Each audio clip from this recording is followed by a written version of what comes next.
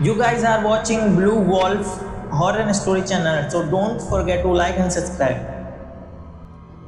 The voice under the well. I still don't drink water from a well, not after what happened in my village of Bansipur. And if you ever hear someone calling your name from the bottom of the well, don't answer because that's exactly how it begins. There, 3 years ago, I was a freelance photographer traveling through remote villages in northern India. My work involves documentary forgotten places, locals, legends. Most of the stories I heard were harmless folklore meant to scare children until I reached Bansipur. The village was teeny, hidden between dense forests and old farmland. There were barely 50 houses, and most looked abandoned. Even thought people still lived there. The first thing I noticed was the silence. No children playing, no dogs barking, no music, just silence. I checked into a small guest room owned by an elderly man named Raghav. As he handed me the key, he looked strangely nervous. You are to take photographs? He asked. Yes, he nodded. Take pictures of anything you want. Then he expression darkened. Just stay away from the old well. I laughed. The old well. He did not laugh back. The one near the forest. I noticed his hand trembling while he started directly into my eyes because sometimes it takes talks. I assumed it was another village superstition. The next morning, I started exploring. The village seemed normal during daylight. Women carried water. Farmers worked in fields. Children attended school. Yet every time I mentioned the well, people became uncomfortable. Some ignored me completely. Others changed the subject. One woman dropped the bucket she was carrying and walked away without saying a word. That reaction only increased my curiosity. By afternoon, I found the well. It stood near the edge of forest. Ancient stone surrounded its circular opening. Weeds covered the ground. The structure looked centuries old. What struck me most was the smell. A floor odor drifted from the darkness below, like rotten meat. I approached it carefully. The inside was completely black. No reflection, no visible water, just darkness. As I leaned forward to a photograph, I heard something, a whisper, very faint, almost impossible to notice. At first, I thought it was a wind. Then I heard again a voice, my voice, hello. The whisper repeated, hello. Where word is spoken echoed back immediately, not from the walls, it deep inside the well. I stepped back. The air suddenly felt colder. A child cloud across my skin. I heard away. But even as I walked back toward the village, I could not shake the feeling that something was watching me. That night, I wake around 2 a.m. Someone was knocking my window. Tap, tap, tap. I sat up. and the knocking continued. Slow, deliberate, the gapped my flashlight. Outside stood a girl, a young girl. She could not have been older than 10. Her long hair covered most of her face. She pointed toward the forest. Then she whispered, "Help him." Because before I could speak, she ran into the darkness. I rushed outside. The village was asleep. No sign of the girl, no footprints, nothing. The next morning, I asked villagers about her. Every single person looked terrified. One old woman crossed herself, another refused to answer. Finally, Raghav spoke. The girl died 20 years ago. The girl died 20 years ago. My stomach tightened. What? She fell into the well. I stared at him. That's impossible. I saw her last night. Raghav's face turned pale. No, his voice trembled. You say something else. That evening, I could not stop thinking about the girl. Against my better judgment, I returned to the well. The forest felt different at dusk, darker, heavier. The sound of birds faded unnaturally fast. As I approached the well, I noticed something strange. There was there were stretch marks on the stone, hundreds of them, deep grooves, as if countless fingernails had claved their way upward. A terrible feeling settled in my chest. Then I heard crying, a man's voice, weak, desperate, coming from the inside the well. "Help me." I froze. The voice continued, "Please." I looked down, darkness, nothing but darkness. Then came another voice, a woman sobbing, then another, dozens, hundreds, all begging for help. The sound became overwhelming. My heart pounded. Suddenly, every voice stopped. Silence. Then one voice whispered right beside my ear. Look down. I spun around. Nobody was there. But when I turned back toward the well, I saw a face just for a second, pale eyes staring upward from the darkness. Then it vanished. I ran. That night, the nightmares began. I dreamed I was standing beside the well. The moon hung overhead. The forest was silent. Then what? Then hands emerged from the darkness. Hundreds of pen hands. They grabbed the stone edge, pulling, climbing, and every hand belonged to someone I know. My parents, my friends, myself. I woke screaming, but something was wrong. Mud covered my feet, fresh mud, as if I had been walking outside. The next day, I decided to leave.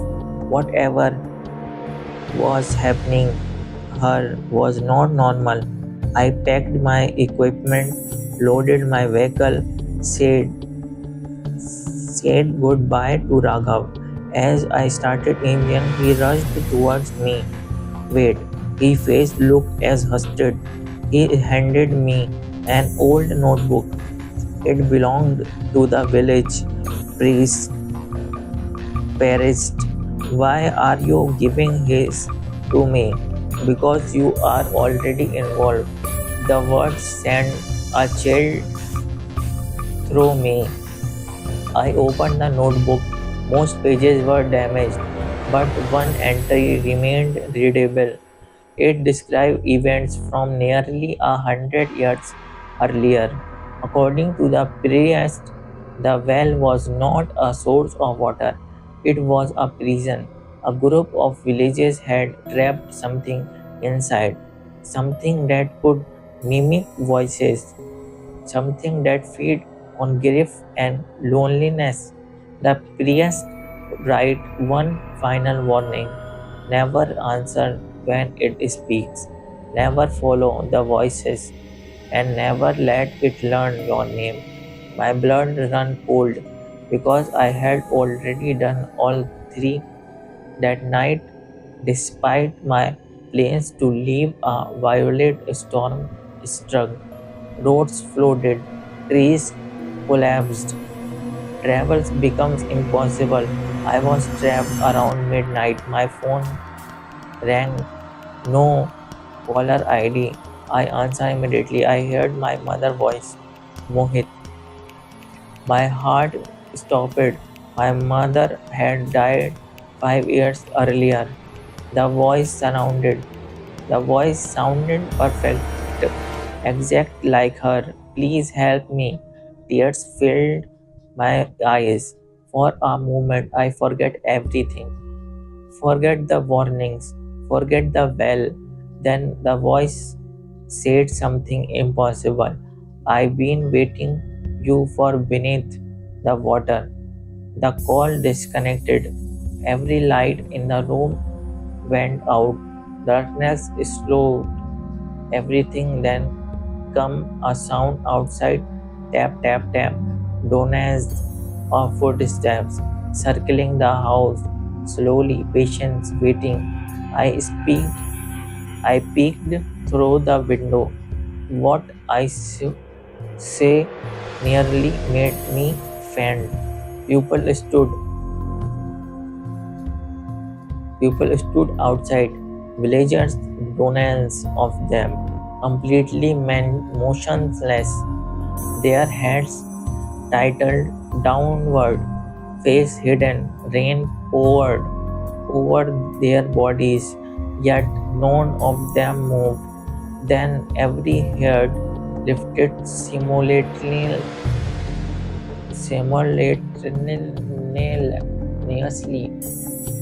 and they smiled, not normal smile. Their mouth stretched impossibly wide, far wider than any human mouth. Should I stumble backward, the front door exploded open. The villagers rushed inside. I ran through back exit, straight forward the forest. The storm raged around me. Branches snapped overhead. Lightning illuminated the trees, and everywhere I looked, I see fingers watching from the darkness. The forest seemed endless. No matter how far I ran, I could not escape. Then I see it, the well, directly ahead. Impossible. I had been running away from it, yet somehow I have arrived there. The voices began immediately, thousands of whispers, calling my name, begging, crying, laughing. The stone around the well vibrated, the ground trembled beneath my feet. Then a hand emerged, pale, thin, human. Another followed. Then dozens, then thousands, climbing over one another, trying to escape. The smell of decay became unbreakable. I struggled backward and something grabbed my ankle. A hand from beneath the soil, then another, then another. The ground itself seemed alive, pulling me toward the well. I screamed, fought disrespectfully, but the hands dragged me closer, closer, until I reached edge, and finally I looked inside. The darkness moved. It was not empty. It was filled with faces. Thousands of faces layered endlessly, men, women, children, all fused together, all staring upward, and in the center sat something larger, something ancient. Its shape consistently changed every second. It became a different person, a child, an old man, a woman, a friend, a mother, me. Its eyes looked onto mine. Then it smiled. The spoke using my own voice. You being listening to me for a long time. I felt my body go numb. The creature continued. Now it's your turn to say. The faces surged upward, screaming, reaching, claiming. I thought I was dead. Then lightning struck the stone wall beside the well. The explosion shattered part of the structure. The force threw me backward. The ground collapsed beneath the creature. A deafening roar erupted from below, and everything went dark. I wake up 3 days later in a hospital. Rescue worker had found me unconsciously unconsciously near me, the forest. The storm had destroyed half the village, including the old well. Authorities claimed that collapsed naturally. No bodies were found. No evidence exists. Most villagers eventually relocated. Life returned to the normal, one at least on the surface. For months I convinced myself it had all been hallucinations, trauma, stress, maybe even a nightmare. Then one evening I revived photographer from a trip. Thousands of images, most were ordinary until I reached a picture of the well. At first it looked normal. Then I zoomed in. My blood froze. Standing behind me was a finger, a young girl, the one who supposedly died year earlier. But that was not terrifying part. The terrifying part was what stood beside her, a man smiling directly at the camera. I recognized him instantly. It was me. The same clothes, same face, the same scare on my forehead, except his eyes were completely black. I deleted the photos immediately. Yeah, I deleted. At least I thought I did. Because the next morning it was back, saved on my computer again. And every day since then it keeps reappearing, no matter how many times I erase it, no matter how many devices I destroyed. The image always returns. But last week something changed. For 3 years the finger that looked like me had remained standing beside the girl, motionless, watching, waiting. Then I opened the photograph again and I realized he was no longer standing beside her. Now he was closer, much closer. I walking towards the camera, and yesterday he disappeared from the picture completely. I checked every corner of the image, nothing, no trace of him. Then my phone vibrated. A new photograph had appeared in my gallery. A photograph never took. It showed me sleeping in my bedroom, taken from the darkness beside my bed. And in the corner of the image was a message written into my handwriting, only 4 words: I found you again.